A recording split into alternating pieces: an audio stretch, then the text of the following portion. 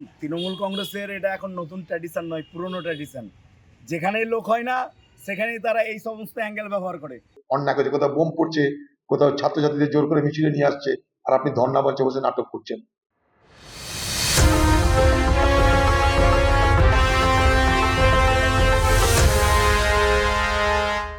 আজকে আমাদের ৮ তারিখ আমাদের নারী দিবস পালন করি, কিন্তু আজকে ৭ তারিখ আমরা নারী দিবস পালন করছি।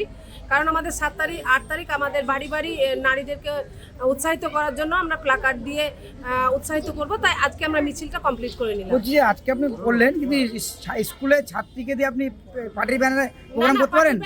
পার্টির ব্যানারে আমরা করিনি। এখানে আমরা রূপশ্রী কন্যাশ্রী যারা ছাত্র, যারা সবুজ সাথী ছাত্র, তাদেরকে নিয়ে আমরা এটা করেছি। মিছিলে দেখা গেল তৃণমূলের ফ্ল্যাগ নিয়ে আপনার বাচ্চাদের এখানে মিছিল করলেন। না, শুনেন, আমরা তৃণমূলের ব্যানার নিয়ে আমরা শুধু উন্নয়নটাকে নিয়ে করেছি।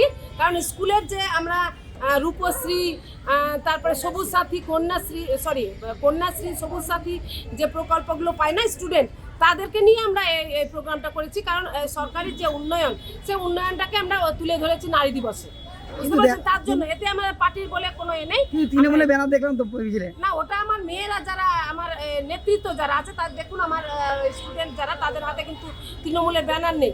তাদের হাতে উন্নয়নটা আছে, যেটা ওরা পায় স্কুল থেকে, স্কুলের যেটা হচ্ছে সেটা থেকে পায়। তার জন্য আমরা করেছি। কিন্তু স্কুলদেরকে আমরা কোনো মেয়েদেরকে আমরা কিন্তু ব্যানার দিয়ে আমরা আনিনি।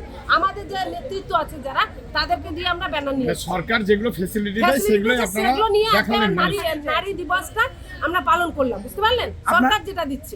তৃণমূল কংগ্রেসের এটা এখন নতুন ট্র্যাডিশন নয়, পুরনো ট্র্যাডিশন। যেখানেই লোক হয় না সেখানেই তারা এই সমস্ত অ্যাঙ্গেল ব্যবহার করে।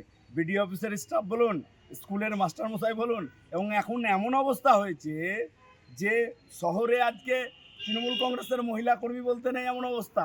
শহরের কোনো এক স্কুলের বাচ্চা ছাত্রছাত্রীদের নিয়ে নারী দিবসের সমর্থনে মিছিল করতে হচ্ছে। কতটা দুর্দিন!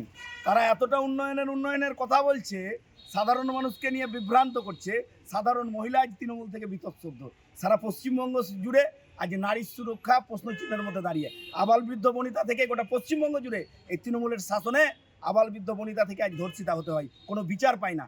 সাধারণ মা বোনেরা তাদের মিছিলে আসবে কোথা থেকে? সাধারণ ছাত্রছাত্রীকে মিথ্যাভাবে প্ররোচনা তৈরি করে এইভাবে স্কুলের ছাত্রছাত্রীকে রাস্তায় তারা নামাচ্ছে।